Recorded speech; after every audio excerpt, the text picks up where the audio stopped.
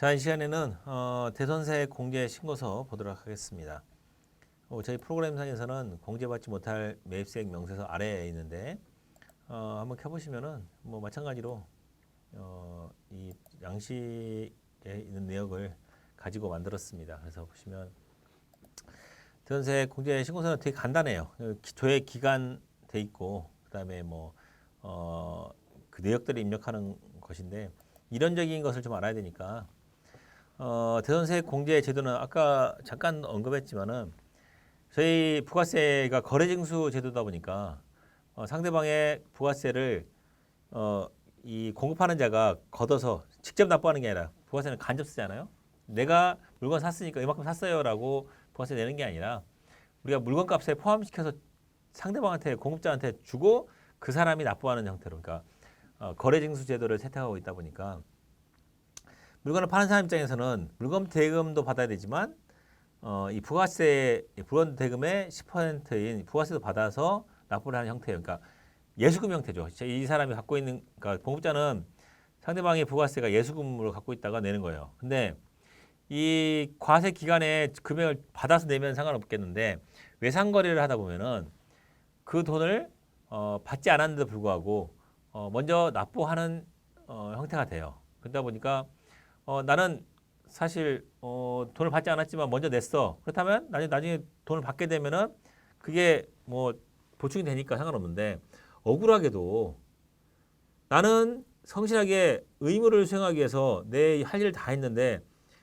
상대방이 파산이나 이런 걸 함으로 인해서 내가 내 물건값 못 받는 것도 억울한데 대신 내준 부가가치세까지 내가 책임져야 되는 효과가 발생해요.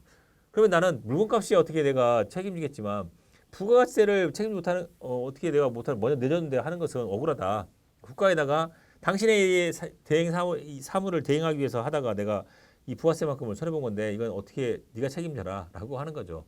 그런 의미에서 그렇게 이러이러한 사유를 갖춰서 대선세 공제 사유를 갖췄다면은 대선이라는 것은 돈을 받지 못하게 됐다라고 한다면 어차피 다른 물건값도 못 받는 건데 그러면 세금 부가세 당연히 못 받을 거니까 그만큼은 네가 전에 낸 세금 빼도록 해줄게 라는 취지가 대선세 공제입니다. 그래서 대선 적용 요건 보시면 이 다음 요건을 모두 충족해야 돼요. 그래서 일반 과세자와 일반 과세자의 부가세 과세 대상 채권일 거예요. 그러니까 물건 팔고 그 부가세가 붙어야 되는 걸 거예요. 그러니까 부가세 안 붙는 것은 대선세액이 발생하지 않아요. 세법에 정하는 대선사 요건을 충족해야 되고요. 그러니까 법인세법장에 보면은 대선사 요건이 막 쭉 열거되어 있어요. 여기다 다 쓰기에는 이게 그 책이 공간이 다른 것도 뭐 이론이 별로 없는데 다 쓰기 그래서 나중에 좀 이제 이 책이 좀 더 두껍게 정비가 되면은 그때는 더 써드릴게요. 자, 그다음에 제한한 용역의 공급일로부터 10년이 지난 날에 속하는 과세기한에 대한 확정 신고 기한 내에 대선이 확정됐을 때, 그러니까 10년 내의 것은 이제 원래 5년 이내였는데 2020년 이후 부분부터는 10년으로 확대됐어요. 그러니까 다른 뭐 2월 결성금이나 그다음에 뭐 기부금이나 이런 것들을 점점 기간을 확대하다 보니까 이게 서류의 보존 기간이나 이런 게 서류를 5년 동안 보존하고 이랬었는데 이제 다 전산화가 많이 되고 뭐 우리나라는 IT 강국이라고 하는 것처럼 전산화나 이런 저장 기술이 발달하다 보니까 굳이 5년까지 서류 보관 기간 5년에서 뭐 폐기하고 있었는데 그거 더 긴 시간도 확인할 수 있기 때문에 2020년 이후부터는 10년 이후로 10년 이내의 걸로 확대시켰었어요. 나중에 시간이 더 지나면 더 확대할 수도 있어요. 그러니까 그건 이제 우리의 그 IT 기술을 확인할 수 있는 기술의 발달에 따라 예전 것들은 이제 뭐 20세기에 있던 것들은 확인이 안 된 것들이 많죠. 근데 그 이후에 있는 것들은 전자작 장비나 이런 게 잘 돼 있어가지고 저장이 잘 돼 있으니까 확인할 수 있는 길이 많단 말이에요. 그런 경우에는 이제 억울한 경우를 좀 더 줄여줄 수 있도록 해주겠죠.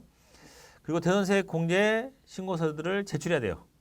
내가 그냥 억울해 이렇게 다 요건을 다 채웠어 억울해라고 한다고 되는 게 아니라 나 억울하니까 이만큼을 세액 공제해 주세요라고 한다는 거예요. 공제 금액은 어떻게? 대선세액은 대선 금액에서 대선 금액이라는 것은 못 받게 되는 돈. 그러니까 못 받게 되는 돈에는 우리 물건값뿐만 아니라 부가세가 포함된 거예요. 그러니까 여기에 110분의 100은 물건값이고 우리의 제공한 서비스나 이 용역이나 그 재화의 가액이고 나머지 10%는 100분의 100은 공가이고 나머지 110분의 100은 110분의 10은 부가세 부분이에요. 그러니까 대선 금액이 부가세가 포함된 것에 간주되는 금액만큼이 대선세액으로 보고 그 금액을 해준다는 거예요. 그래서 이제 대선이 확정되는 기간에는 이 예상매출금에서 대선 예수금을 부가세 예수금을 차감해서 빼주는 게 되겠죠. 그러니까 그만큼 늘려서 우리가 공제를 더 많이 받게 해준다는 거죠. 회수하게 되면 다시 원상복귀 시켜야 되니까 돈을 더 내야 되는데 예상매출금이 아니라 여기는 이제 보통예금이 회계 처리가 이제 현금이 나가거나 그만큼 더 내가 납부하는 거니까 이게 가하고 나가 좀 달라요. 왜 가는 예상매출금인데 나는 보통예금이에요?라고 하지 마시고 이건 이제 외상매출금을 못 받게 되는 시점이니까 외상매출금이 남아 있는 거니까 차감해 주는 거지만 외상매출금을 차감해 주는 거잖아요.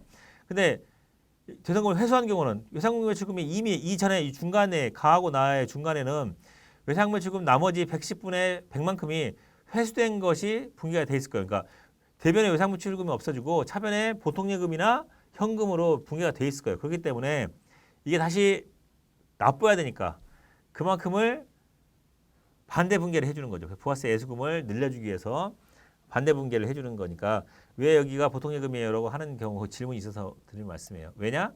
그 사이 이 중간 사이에 외상매출금이 반환됐기 때문에 대선금을 회수했다고 했으니까 없어져 버린 거예요. 외상매출금 자체가. 자, 서식 나와 있는데 여기는 이거는 이제 쉽게 알려면 사례 문제를 한번 입력해 보시면 제일 쉬워요. 그래서 보시면 예시 자료에 뭐 당좌수표 사변 해가지고 되어 있는데 그냥 간단하게 그냥 하나만 입력해 봅시다. 4월 20일 거만 하나만 입력해 보시면 여기다가 서식에다가 예.